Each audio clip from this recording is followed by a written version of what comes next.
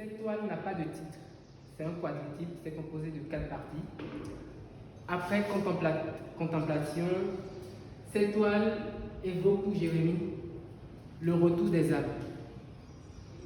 Les esclaves sont partis par la mer, mais ils sont aussi revenus par la mer, mais pas sous forme physique. Leur esprit, en fait, est revenu. Donc ici, c'est comme si on a un mouvement, un chemin, un départ, une traversée et puis l'arrivée.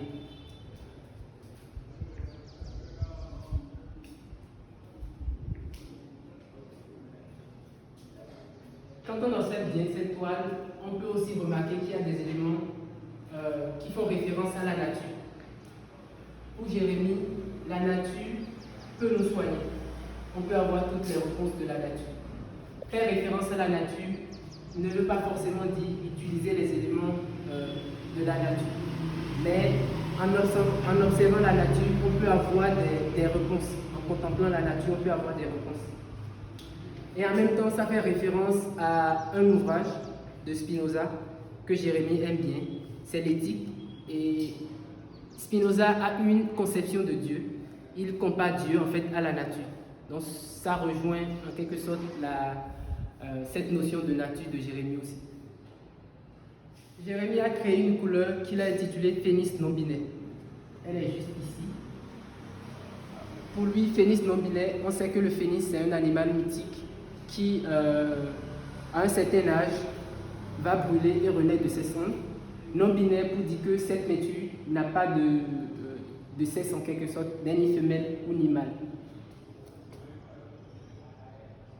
Quand on fait très attention, on remarque également des traits qui traversent en fait des bouts de bâtonnet qui traversent la toile jusqu'au fond. C'est pour encore parler de la notion du temps. Pour lui, le temps, comme je l'ai dit tantôt, n'est pas forcément quelque chose de linéaire. Le temps peut être décomposé en des événements, mais aussi que le temps dépend de chacun d'entre nous. On a tendance à souvent vouloir rester dans le présent, mais on ne peut jamais rester dans le présent. Le présent, c'est comme ce futur qui vient tout le temps. Et en bas, quand on fait attention à la toile, on va remarquer de l'eau, en fait, qui est un peu comme un liquide. Pour lui, cette eau-là représente le passé. En fait, quand on plonge dans le passé, on a très souvent l'impression de monter en fait de parler en fait de nos regrets, des choses qu'on n'a pas faites. Et pour lui, le passé, c'est un peu comme ce liquide-là, c'est liquide. Et quand on va dans le futur c'est comparable à l'état gazeux, quelque chose qui peut se dilater.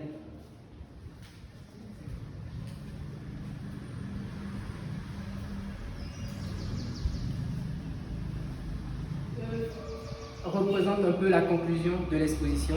C'est intitulé Retable de Ouida.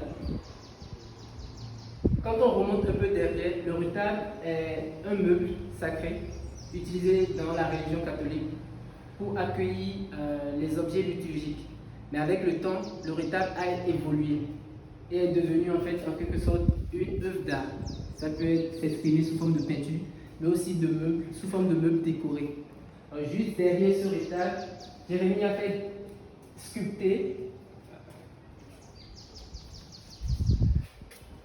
une grenouille qui fume. Et normalement, quand on fait fumer une grenouille, cette grenouille explose. Alors, la grenouille qui est derrière ce retable, c'est pour dire que la grenouille n'a pas peur de mourir. Pour dire en quelque sorte que c'est un esprit.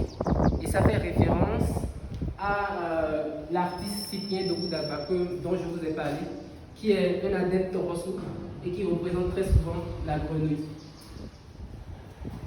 Lorsqu'on regarde l'affiche de l'exposition, on voit la main de Jérémie de Mestet avec le pinceau entouré en fait d'un python.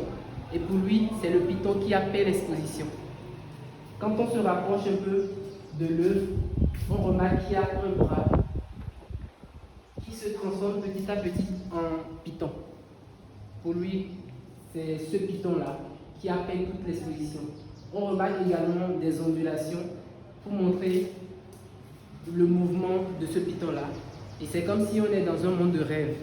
On a un visage Et les ondulations, dans ce sens, sont comparables en quelque sorte à des pensées, à un rêve.